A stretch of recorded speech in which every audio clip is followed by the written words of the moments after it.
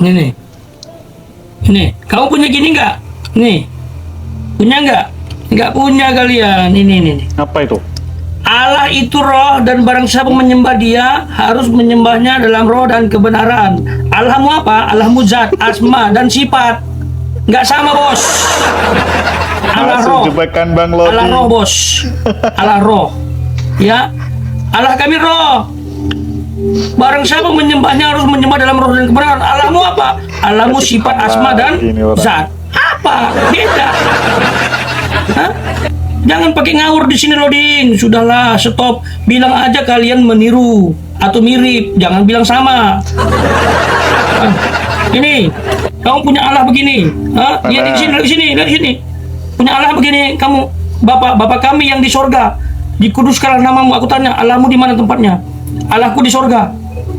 Ini jawab. Allah roh kamu nggak bisa jawab pasti. Dan ini Bapak kami di sorga, tempat Allah kami di sorga. Allahmu di mana tempatnya? Kalau Allahmu bukan di sorga, berarti beda. Jangan bilang sama. Enak aja kamu. Bilang-bilang sama. Gagal paham. Untuk hakikatnya aja beda. Untuk tempatnya beda. Gimana tempatnya beda, pribadinya sama? Ngaco, ini belum bicara sorga bos. Udah bos. Kamu sampai doer cari tentang bidadari dalam tanah, nggak ada. Allah. Gitu loh, nggak ada. Tanah tidak memuat bidadari, apalagi pesta esek-esek, nggak ada bro. Ini ya, aku tunjukkan lagi. Ini yang kamu singgung masalah apa namanya? Apalagi? Sebentar. Nah ini kamu bilang mana ayat mengenai Allah itu punya firman, punya roh. Ini Allahku ini. Ini. 1 Yohanes 5 ayat 7, sebab ada 3 yang memberi kesaksian di dalam sorga, Bapa, Firman, dan Roh Kudus, dan ketiganya adalah satu. Ini loh. Kamu tolak data ini. Itu loh, ini Allah punya firman. Bahkan firmannya itu yang menjadi manusia. Itu loh dalam Yohanes pasal 1 ayat 14. Mau pakai Kejadian. Allah berfirman dan di sana ada eksistensi roh Allah untuk menghidupkan ciptaan. Dengan kiasan roh Allah melayang-layang di atas permukaan air. Itu loh. Apakah ada Allahmu seperti itu? Hah? Kalau nggak ada, jangan bilang sama. Malu-maluin. Lebih tepat disama-samakan supaya mantap, punya sejarah, punya korelasi dengan Adam. Itu. Kena lagi saya ini. Aduh, apa pembatasan apa ini? Aduh, kena pembatasan. Itu dia bro. Jadi sorry. Sekali lagi kalau kamu nggak bisa tunjukkan berdasarkan hakikat bahwa sama dan berdasarkan tempat sama, jangan bilang Allah kita sama, ya, nggak sama, ya. Allah Bapa tidak sama dengan Allah SWT. Berdasarkan hakikatnya yang punya firman, punya roh, berdasarkan tempatnya bertahta di surga.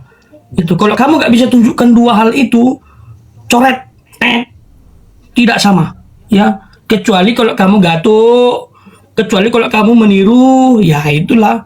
Tapi tahulah kalau meniru kan gimana. Beda sendiri bro, berdiri sendiri tuh, ya, nggak sama.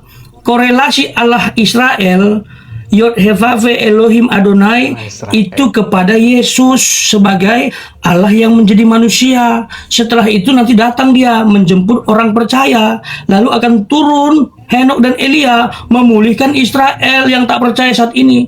Jadi Israel belum percaya itu karena ada momen yang disiapkan. Itulah di zaman Elia dan Henok tadi. Itu. Ini kisahnya panjang bro. Alkitab itu kompleks. Kaya dengan sejarah dan zaman. Bukan sebelah, cuma satu zaman, abad ke-7. Aduh. Lagi-lagi dah, Remy. Oke. Silakan tunjukkan berdasarkan data yang kuminta. Jangan kemana-mana. Iya, sabar.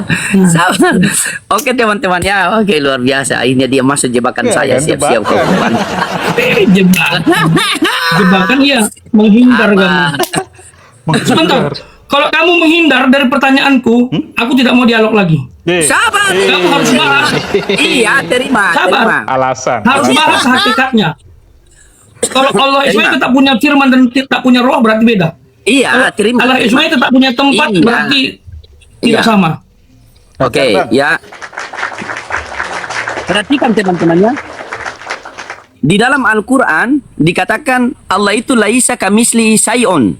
Di dalam Bible dikatakan tidak ada yang sama seperti engkau. Tiba-tiba Pak Pendeta membawa ayat tadi di mana? Di Yohanes 4 nomor 24 ya. Bahwa Allah itu adalah roh, barang siapa menyembah dia harus menyembah dalam roh dan kebenaran. Nah, inilah orang-orang yang tidak waras itu, dia punya rumah, punya mobil, punya motor, tapi dia tidak sadar kalau dia punya semua itu. Karena kenapa? Karena dia tidak waras. Aku ajarkan Pak Pendeta. Paham, Kak, Saya paham ajarkan nih. kamu. Perhatikan baik-baik di sini. Hari ini saya injili kamu Pak Pendeta, kasih biar paham, besok Pak. Anda bisa dapat materi baru di gereja. Allah itu roh, dan barang siapa menyembah dia harus menyembah dalam roh dan kebenaran. Ayat ini menjelaskan, jikalau kamu menyembah kepada Allah, maka kamu menyembah harus benar-benar, jangan cuma tubuh menyembah, rohnya pun menyembah. Apakah di dalam Islam ada? Nih, kita buktikan di dalam Islam nih. Nih, dikatakan dalam Quran surat Al-An'am ayat 162 nih. Nih, sesungguhnya solatku, hidupku, dan matiku hanya untuk Allah, Tuhan semesta alam. Jadi kita harus bersungguh-sungguh. Kenapa saya mengatakan bahwa Allah itu bukan roh, Pak Pendeta? Karena nanti Anda bertentangan dengan Zakaria 12 nomor 1. iya. Firman Tuhan tentang Israel demikian, firman Tuhan yang membentangkan langit dan meletakkan dasar bumi dan yang menciptakan roh. Jederkon. Menciptakan roh. Berarti Tuhan kamu ciptaan. Nah, dia. Ciptaan. Ayo lo. Makanya sudah aku bilang, cuma hanya bunyi-bunyian saja. Kan? Tiba-tiba dia membuktikan bahwa 1 Yohanes 5 nomor 7 lagi. Nih, aku buktikan kalau Tuhanmu itu Tuhan palsu.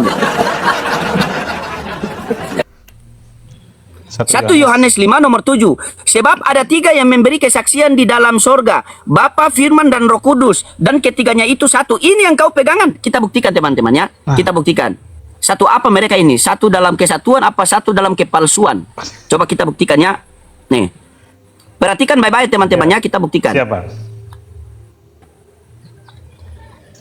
Bagian ayat ini tidak terdapat dalam naskah-naskah Yunani yang paling tua dan tidak pula dalam terjemahan-terjemahan kuno, bahkan tidak dalam naskah-naskah yang paling baik dari Vulgata. Bagian ini kiranya aslinya sebuah catatan di pinggir halaman, jeder. Catatan pinggir, Salah satu naskah terjemahan Latin yang kemudian disisipkan ke dalam naskah-naskah oleh penyalin dan akhirnya bahkan disisipkan ke dalam beberapa naskah Yunani. Karena bagian ini pasti tidaklah asli, jederkon. Bagian ini pasti tidak asli. Persamaan kata tidak asli adalah apa, Pak Pendeta? Persamaan kata tidak asli apa, teman-teman? Palsu, Bang. Coba. Persamaan kata tidak asli apa? Palsu. Jadi ada 3 yang memberi kesaksian di sorga ya. Berarti ada 3 yang memberi kesaksian di sorga, di dalam sorga, Bapa, Firman, dan Roh Kudus, dan ketiganya itu adalah palsu.